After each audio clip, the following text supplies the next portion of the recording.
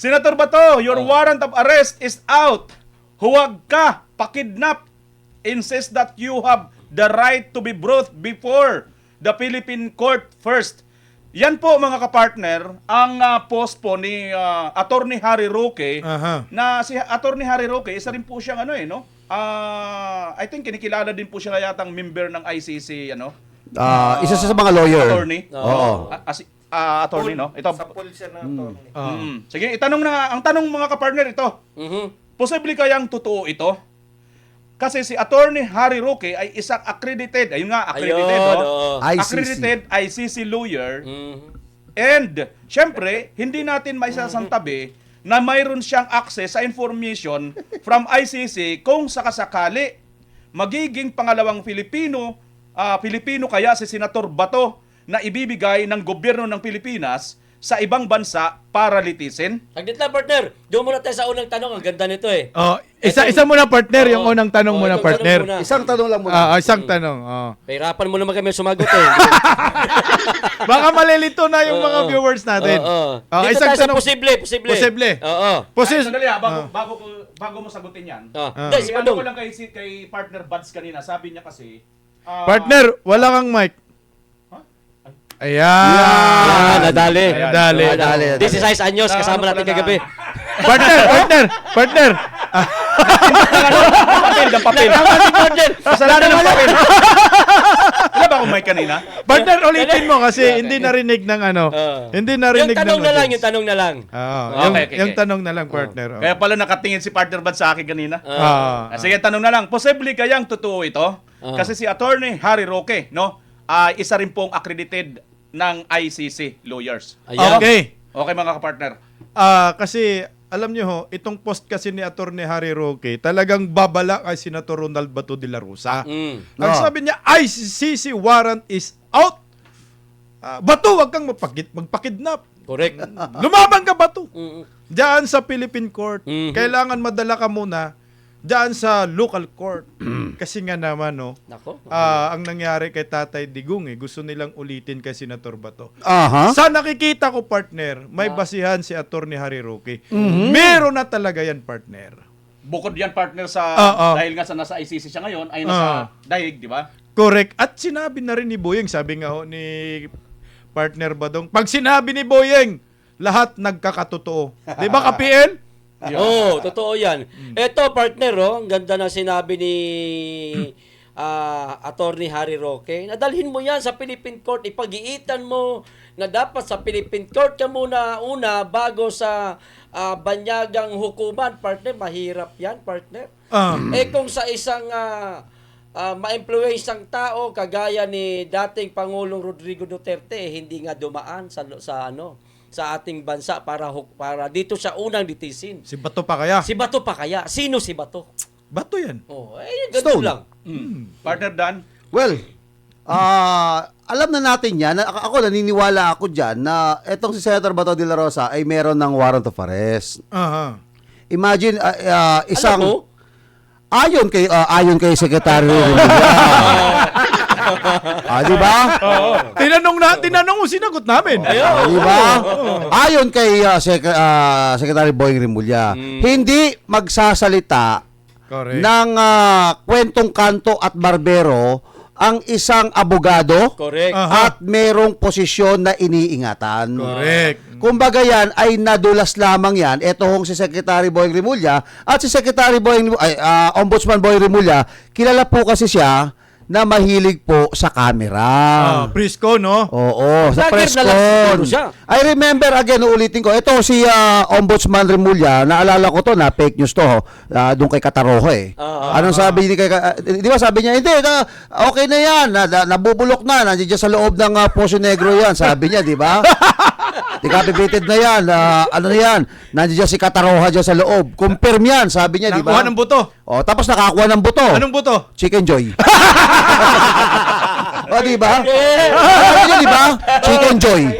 O, Chicken Joy. O, tapos, inamin niya na fake news siya. Mahilig kasi doon sa ganun eh. Ngayon, eto, sa sobrang excited niya na gusto niyang ipalabas sa taong bayan na siya ang unang makakapagpalabas nito, ayan, at nabisto siya. Correct. Pero pagka bisto na meron na siyang hawak na warrant of arrest sa cellphone niya, tinanggi ngayon nung mga ahensya. Baka DOJ. napagsabihan yung ibang ahensya, huwag niyo munang ilalabas ito. Correct. Kasi kung anong ginawa natin kay dating Pangulong Rodrigo Roa Duterte, Gawin ganyan ang gagawin natin para smooth. O kaya lang hindi lang magagawa ito, partner. Bakit? Hindi lang magagamit yung aeroplano ni Ko. O di ba? Wala na si Saldi ko, di ba? Wala na. O di ba? Ako at ito mapapayo ko kay Senator Bato de la Rosa. Kung nasaan ka man ngayon, Pakita ka. hindi. Sir, good luck sa'yo. Sige, sige. Mamaya, sasagutin niya ng Senator Bato yung payo mo. Mamaya, sige. Partner Buds, ikaw Ako muna. naman, okay, naniniwala ko kay Attorney Harry Roque. Kasi una, naroon siya sa Netherlands, di ba? Mas madali yung balita sa kanya doon. Tsaka, si Harry Roque yung nagsabi noon na wala pang warrant of arrest. Nagkatotoo rin naman. Kaya lang, di lang ako bilib sa payo niya, yung insist that you have the right to be brought before a Philippine court. Kasi pag ang mga huhuli katulad ni Torre, na walang kinikilala, hindi, may mission ako, kinakailangan. Diretso kita sa eroplano. Sasakay. Wala pong ano yan, baliwala po yan yung insist. Actually, yan yung ini-insist ni Tatay Digong ng mga abogado niya. Kaya lang, pati yung mga abogado, di ba? Sinabi lang ni Tatay Digong dahil ayaw niya magkagulo at that time. Partner na Buds, wag na maputo lang. lang kita saglit. Sigit ko lang ha. Kasi Sige. sa boxing, may tinatawag tayong parang sinusiang manyeka. Parang ganun si Tory, di ba? Parang sinusiang manyeka. Kung hindi... Ano naman sa boxing na punta yun? Hindi, sa boxing kasi meron tayong gano'n na parang ang isang boksingero, pagka suntok lang ng suntok, bira lang ng bira, parang sinusiang manyeka. Ganyan si Tory, di ba? Parang sinusiang manyeka. Yung boxing naman ka. Kaya nga, nalito ko. Sige, partner Buds, tuloy mo. Ayun lang, yun nga yung sinasabi ko. Kasi kay Tatay Digong, dahil ayaw niya na magkagulo, dahil naroon si Lakiti, naroon si yung iba pang kapamilya, pati yung mga abogado gustong hulihin. Di ba, hulihin si Delgra, AS. attorney Hindi, Delgra. Ator Daldea. Tsaka yung Bersamin. si Miguel Dea. Miguel Dea. Sorry. Talagang Miguel siya Dea. yung dadakipin daw para Oo. matigil na lang lahat. Wag na sanang maulit yun. Yun yung iniiwasan natin eh. Kaya nga po, pakiusap ko na rin sa Supreme Court. Total, nagpasya na kayo ng mga ganyan na illegal yung mga ginagawa ng tao sa gobyerno, yung pagta-transfer. Pagpasyahan nyo na rin po to. Kasi uulit-ulitin nila yan. Paano kung si Bongo pa? Paano kung si BP Sara pa? Di ba? May kaso rin daw si BP Sara. Gagawin po nila lahat eh. At darating talaga yan. Para igaya kay Tatay Digong. Oo. So, ang susi po dito, Supreme Court, kayo. Na hindi po pwede kung bababa kayo ng ruling na hindi pwedeng dakipin kahit sinong Pilipino pag hindi inutos ng korte ng Pilipinas. Yun lang po, yun lang salita na yun. Malaking bagay na po yun, proteksyon sa mga Pilipino. Correct. Partner, bago ko ibigay sa inyo yung panibagong tanong, mayroon na tayong update kasi hinahanap natin kung nasa na si Senator Bato. Ito. Ayun na. Nandito na. Ayan na. Nakita na ang lokasyon. Ang bilis, Talaga. Nakita na ni Bima. Nag-chat sa'yo. Ay, kakachat lang. Nag-chat partner. sa'yo. Oo. Ano ba, mamatindi ito. Ano sabi? Ito ang sabi. Nauna pa nag-chat sa'yo. Lokasyon ni Senator Bato. Eto na. Patuloy umanong tinatrak ng otoridad. Ayun, naman pala partner. Tuloy ko ha. Ang lokasyon ni Senator Bato de la Rosa ayon kay Kanino? Siyempre, walang iba sa best friend siyempre. kambal ni Kapatid. Ombudsman Boyeng Rimulya, mga kapartner. kapatid. Tinatrak na daw. Nasaan nga ba? Dito. Huli umanong nakita ang senador sa may Pampanga. Sa bahay namin. Mukhang sakto ah. Aba, Pampanga. Oo. Matapos magtago dahil sa posibilidad na ipaaresto siya ng ICC International Criminal Court. Kaugnay ng naging papel niya sa war on drugs ni dating Pangulong Rodrigo Duterte. Nanindigan si Ombudsman Rimulya na totoo ang nauna niyang pahayag na may warrant na laban kay Senator Bato nalaman niya raw ito na sa pamamagitan ng dating kasamahan sa Department of Justice, DOJ, at isa umanong acting liaison para sa ICC. Teka, sino itong layas ng layas? Partner Bisdak?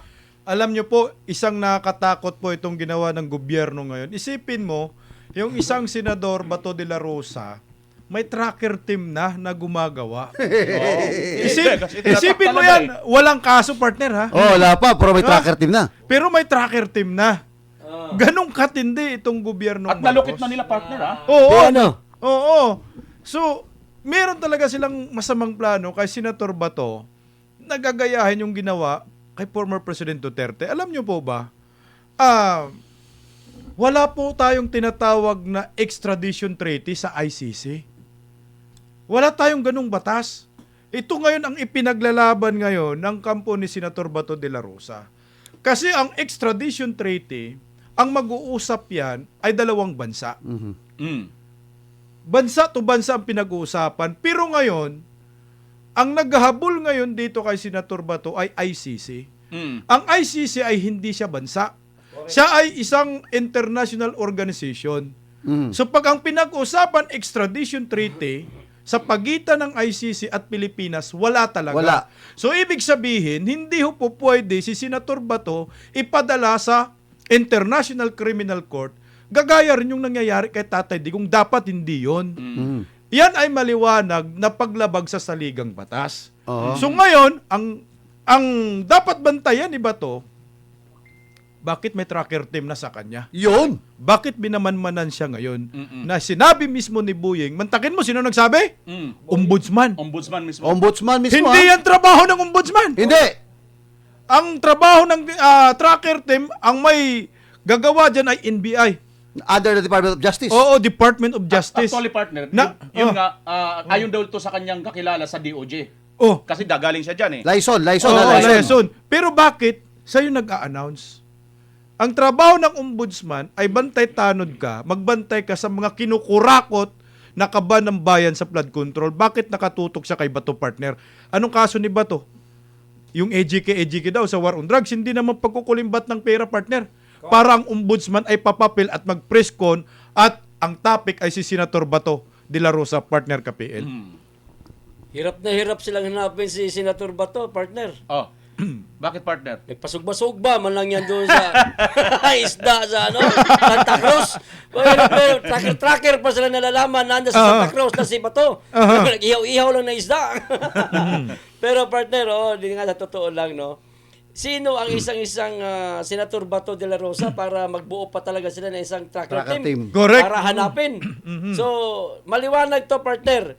Mula sa Pangulong Duterte, Bato de la Rosa, maaaring kasunod dito si Senator Bongo, Binday Sara at lahat ng mga alyado ng mga Duterte ay posibleng madala sa ICC, mga partner, kasi hindi na bago sa atin to eh. Correct. Lumabas na ito noon pa eh. Yung Oplan Horus, ito na yung gumagana ngayon, mga partner eh. Correct. Partner Dan. Well, sabi nga nila, 'di ba? Ngayon lang ako nakakita na pwede ma-question si Ombudsman Boying dito. Correct. Bakit mo sinasabi na may nagtatrack na sa kanya? Bakit? Samantalang dinideny ng DFA. Dinideny ng lahat ng mga ahensya. Tanging siya lang ang nagsasabi. Tapos, meron ng tracker team. Yung tracker team na yan, ibig sabihin, kaya tinatrack ka nila dahil anytime pwede ka lang kunin, hulihin. So, ito lang ang tanong ko to, mga partner. Medyo nangingilabot ako dito sa sinasabi ni Ombudsman Remulla. Mr. Ombudsman, wala na po kayo sa DOJ. Hindi niyo na po under ang NBI. Ngayon, sinasabi niyo po na tinatrack niyo, ibig sabihin po ba nito, nakipag-coordinate na po sa inyo, sa gobyerno, ang Interpol? Kasi, partner, sigurado yan, i-Interpol na naman nila yan. Tama. Bakit todo pinapalabas dito, sinungaling kayo?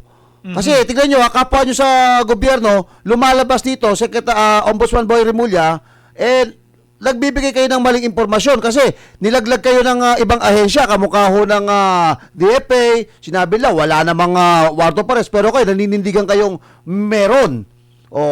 Ngayon, dapat isang maselang usapin ito, mangialam na ang Korte Suprema. Correct. Dito ho kay Boying Rimulya, bakit? Nakakabahala ho ito sa atin hong seguridad at ating soberenya. Partner Badong. Ako naman, gusto kong makialam yung Korte Suprema, hindi kay Boying. Kasi ang Korte Suprema, makikialam lang yan sa may mga kinaso sa kanila, sa mga isinampa. Meron na po yan, pagpapasyahan nyo na lang po yung Petition ni yung petition po ng mga Habeas corpus. Habeas habeas corpus. corpus ng magkakapatid na Duterte na pag napatunayan po na, lumabag sa saligang batas itong mga nanghuli kay Tatay Digong at nagdala sa ibang usapin na po yun paano namin kukunin, pero dapat po pagpasyahan nyo na kasi paulit-ulit lang po to maulit yan kay Bato, maulit yan kay Bongo, maulit yan kay BP Sara. Maubos po yung mga leader ng mga Duterte pagka hindi po kayo umaksyon. Immediately, dapat aksyonan po ninyo to. correct. Ayan. Alam mo, napakaganda ng sinabi ni partner Buds, idudugtong ko doon. Kasi mayroon ng aksyon ng Supreme Court. Naalala nyo, partner Buds, na nagbigay na sila ng 30 ng days. 30 days. At ang date noon ay 29. So, December 29, more or less, dapat alam na natin kung ano ang Decision. sagot. Kasi pinapasagot or pinagpapaliwanag itong mga nagdala kay Tatay Digong doon sa ICC ng Supreme Court. Yun yung aksyon ng Supreme Court na tinatanong natin. Ngayon, aabangan na lang natin sa December 29. Kung mayroon ba silang sagot, kung anong sagot nila, based siguro doon, makikita na natin kung anong desisyon ng Supreme Court. Now, partner Buds, isa pang tanong, nang nagsampa ngayon yung si Attorney Torion, Aha. para nga po ilabas talaga ang warrant na ito. Ngayon, ano ang desisyon ng Supreme Court? Sinabi nila, wala naman daw silang nakikitang warrant talaga. So, parang ang lumalabas, wala pa rin karapatan na magtanong or wala pa rin siya yung abogado or kay Senator Bato Yung TRO. maglabas ng TRO kasi wala pa silang pagbabasihan. Ano masasabi nyo rito, mga partners? Tama. Kung kasi nag-ano na si ng TRO, Temporary Restraining Order patungkol po dyan sa di umanong warrant of arrest. Para ilabas yun. Para ilabas. So ngayon, para magkakaroon ng basihan ang Supreme Court dito, marapat din na ilabas na ho ng gobyernong Marcos kung meron talagang warrant of arrest laban kay Senator Bato para naman makagalaw ho yung legal team ni Senator Bato kung anong gagawin nila, ika-counter nila, madepinsa nila si Senator Bato de la Rosa. Kasi as of now, floating yung TRO nila, hindi makagawa ng action ang Korte Suprema. Partner KPL. Partner, no? Yung sinasabi nila na meron na daw ang arrest warrant si kay Bato, partner, hanggang lang yan, ito sa akin lang to hanggang kwento lang yan, maaaring hanggang pananakot lang yan kay Senator Bato de la Rosa na meron na siyang arrest warrant. Partner, sa palagay ko lang hindi nila ma-arresto si Bato. Hindi ko alam sa kung anong kadahilanan. Aha. Mm. Pero Sa pakiramdam mo yan. akin lang to. Kung si Bantag hanggang ngayon nasa laya pa Correct. Hirap nga silang hanapin si Bantag, si Bato pa kaya. Correct. At higit sa lahat, partner, ito ang tatandaan ho natin. Maaaring gawin lang itong panlihis sa issue ng korupsyon. Diversionary tactics, Yan. partner. Oo, Ayan. partner Dan. Ang Partner, galing ng komento mo, hindi ka puyat Uminom ako gabi ng melatonin, pampatulog. Galing. Partner, bago ko si partner Dan, idugtong ko lang. Bukod kay Bantag, mayroon pa. Sino? No other than si Senator Lacson, di ba? Nagtago rin siya dati. Pagkatagal-tagal mayroon na yan. rin siyang Yung ngayon lang na pagkakataon, yung mga nagtago kasi in comparison nga, parehas sila senador. Oo, sa bagay. Parehas din silang PMP chief. Tama. Correct. Sige, partner Dan. Alam mo, ito hindi na po tayo bagito sa ganito Maalala natin kay Bantag isipin mo nung panahon na 'yon wala pang Nagtago ka nga, partner nung walang Nawala ka nga sa feeling namin na isang buwan Partner Dan, sinundot ka na sa giliran. hindi na wala. Ito. Nawala tuloy ako Hindi, ito, seryoso to. Hindi na po tayo bagito sa mga gantong statement na pinapalabas po ni Ombudsman Rimulya. In fact po, mga kabayan, nung panahon po ni Bantag, isipin nyo po, wala pa naman pong warrant at iniimbestigahan pa lang po mga kabayan. Ito pong si Bantag ay pinapasuko na. Saka makakita na tao, di ba, noong panahon ni Bantag yan. Ganon din naman kay Tebes. Pero ito, hindi ba tahasan ngayon na may batas na sinasabi, dapat yung mga fake news, di ba? Kasi kapag sinabi mo kasi na hindi totoo talaga to at pananakot lang ito, it will be considered as a disinformation at fake news to. Correct. Oo. 'Di ba? At dapat managot ang isang opisyal Ng gobyerno. na naglalabas ng fake news. Yun ang nilalaban ni Senator Bato de la Rosa. Aha. Kung ito, pinipilit mo, totoo yan. So, pas ilabas mo yung warrant of arrest mo, patunayan mo, ilabas mo. Correct. Ngayon, dahil ayaw mong ilabas yan, nakiusap po si Senator Bato de la Rosa, dila po sa Korte Suprema. Ngayon, bakit? Kasi tinetret ako nitong taong ito. Ayan. Alam nyo, may ano yan may kaso ho yan kahit sa barangayan yung parang tinetret mo ang isang tao, may kaso po yan. So ngayon, yung nagsasabi sa'yo ng ganyan, na tinetret mo yung isang opisyal, na ikaw ay opisyal din, dapat, para sa akin, dapat makialam na po ang Korte Suprema dito. Kasi pinaninindigan ng mama na may warrant of arrest na ito O, di ba? Kung tinatakot mo lang yan, maraming pamamaraan yan. I remember, Tatay Digong, sinabi nila, may warrant, di ba? Pero hindi mapakita. Nasaan? Sa Nasa cellphone. Same like, sa Remulla. Kaya sa cellphone ba pinakita? Wala. Di ba pinakita ng ganyan? Sabi niya sa cellphone, ako wala ako nakita doon Wala. Malabo. Wala ako nakita Oo, malabo. Kaya mga kababayan, ito po ang ating laban ngayon.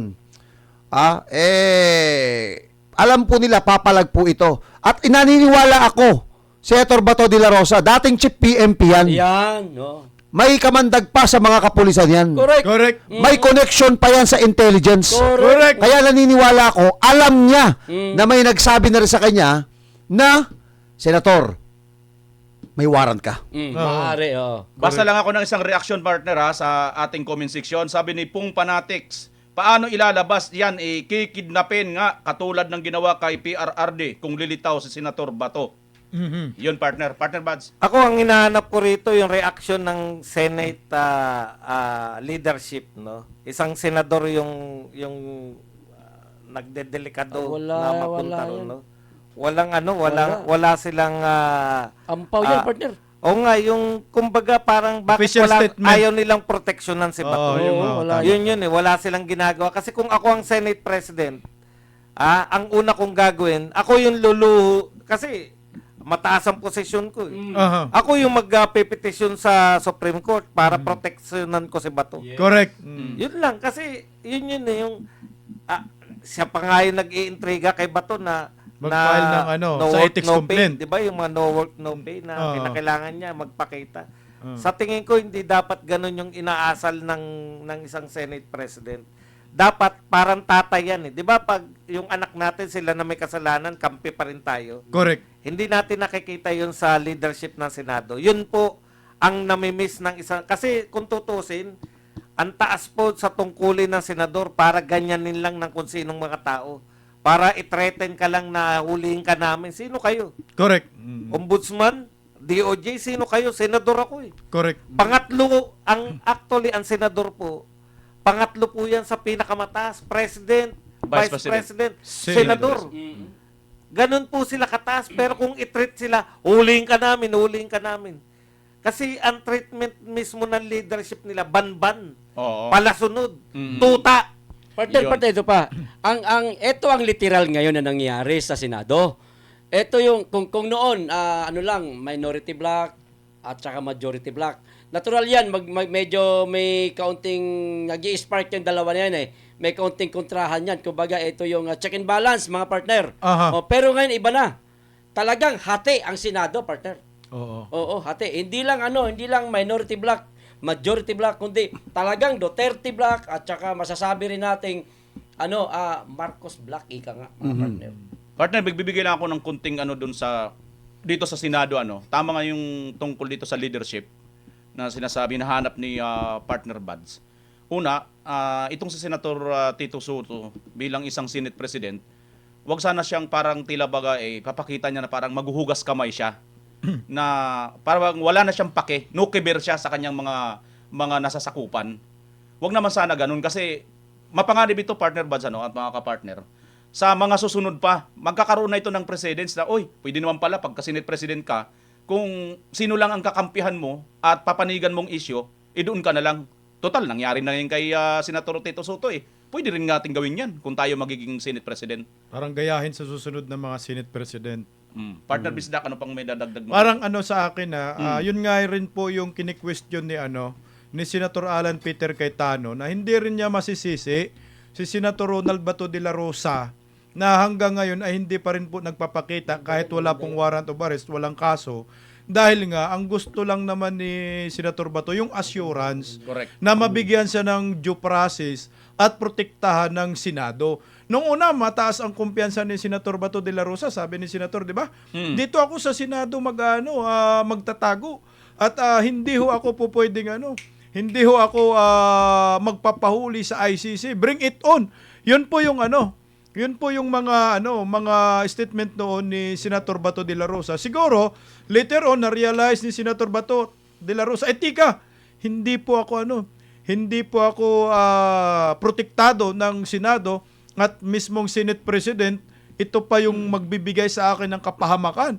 At later on, 'di ba? Lately, anong sinabi ni Soto? Siya pa ang nag-uudyok na magsampa kayo ng ethics complaint sa Senado kung meron kayong reklamo. Siya pa yung nag-uudyok sa mga kalaban ni Senator Bato na ireklamo sa komite ng ethics, partner. Partner, oo.